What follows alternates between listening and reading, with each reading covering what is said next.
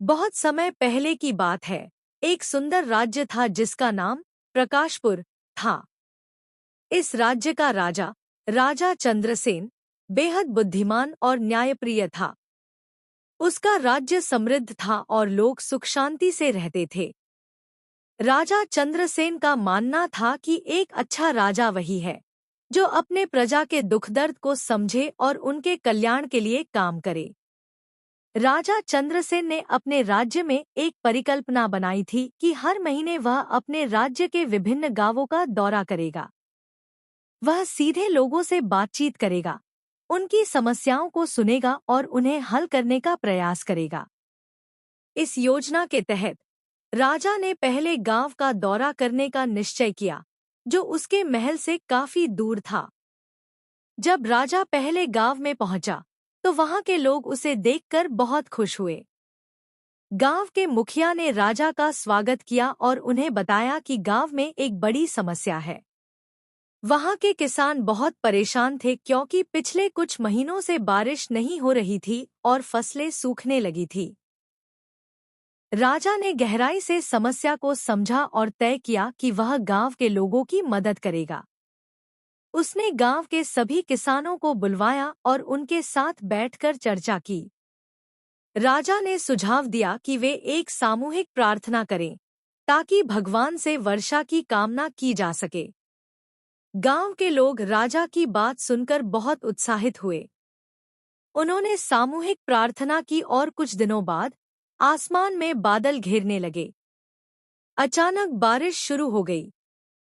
किसानों ने खुशी खुशी अपने खेतों में काम करना शुरू किया और देखते देखते उनकी फसलें हरी भरी हो गईं।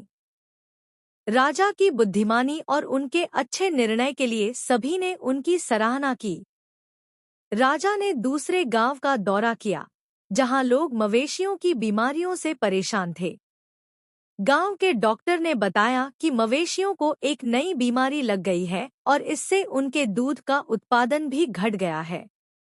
राजा ने तुरंत एक विशेषज्ञ वैद्य को बुलवाया और मवेशियों का इलाज करवाया। कुछ ही दिनों में मवेशियों की सेहत में सुधार हुआ और किसान फिर से खुशहाल हो गए। राजा चंद्रसेन की बढ़ती लोकप्रियता से कुछ लोग जलने लगे।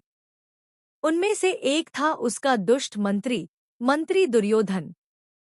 वह राजा की बुद्धिमानी और लोकप्रियता को सहन नहीं कर पा रहा था। उसने राजा को धोखे में डालने की योजना बनाई।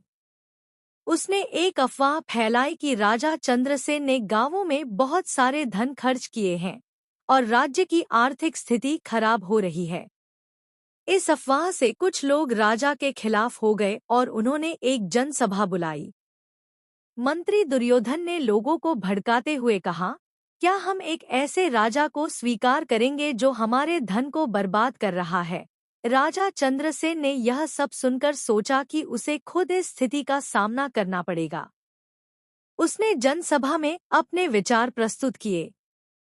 मैंने हर कदम पर आपके कल्याण के लिए काम किया है। क्या आप मुझ पर विश्वास करते हैं? लोगों ने राजा की बुद्धिमानी और ईमानदारी को समझा और दुर्योधन की बातों को नकार दिया। उन्होंने राजा का समर्थन किया और मंत्री को बाहर निकाल दिया।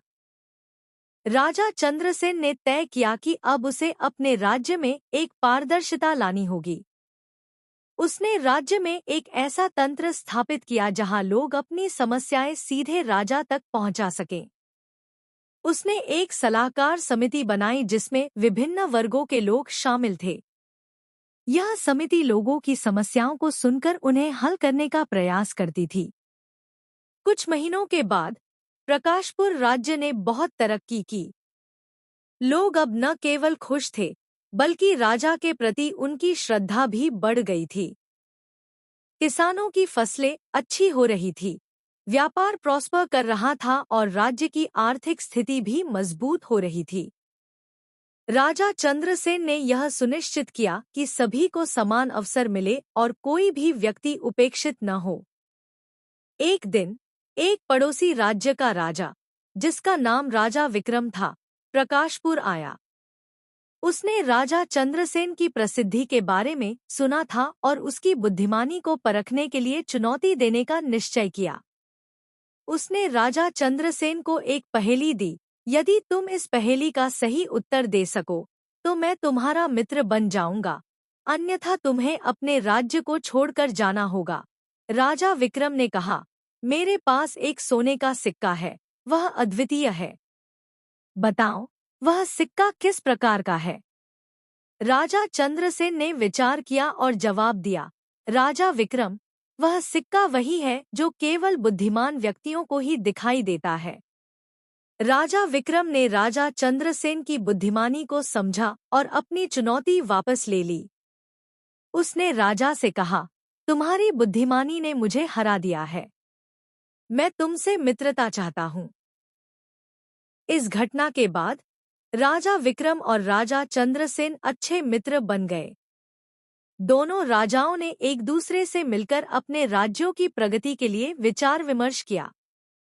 उन्होंने तय किया कि वे एक दूसरे की मदद करेंगे ताकि दोनों राज्यों में शांति और समृद्धि बनी रहे। राजा चंद्रसेन की बुद्धिमानी ने न केवल उसके राज्य को खुशहाल किया, बल्कि उसने यह भी साबित किया कि एक अच्छे राजा की पहचान उसकी सजगता, ईमानदारी और न्यायप्रियता में है। उसने अपने राज्य को एक नई दिशा दी और सभी लोगों के दिलों में एक स्थायी स्थान बना लिया। उसकी कहानी आज भी लोगों को प्रेरित करती है कि अगर आप सच और बुद्धि के मार्ग पर चलते हैं तो सफलता अवश्य मिलेगी।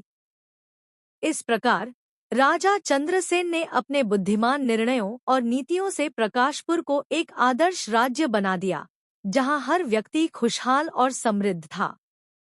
कहानी अच्छी लगी हो तो हमारे दीप कहानी टीवी चैनल को जरूर सब्सक्राइब करें। साथ ही वीडियो को लाइक, कमेंट और अपने दोस्तों को शेयर जरूर करें, ताकि हम आपके लिए ऐसी ही ढेर सारी वीडियो लाते रहे।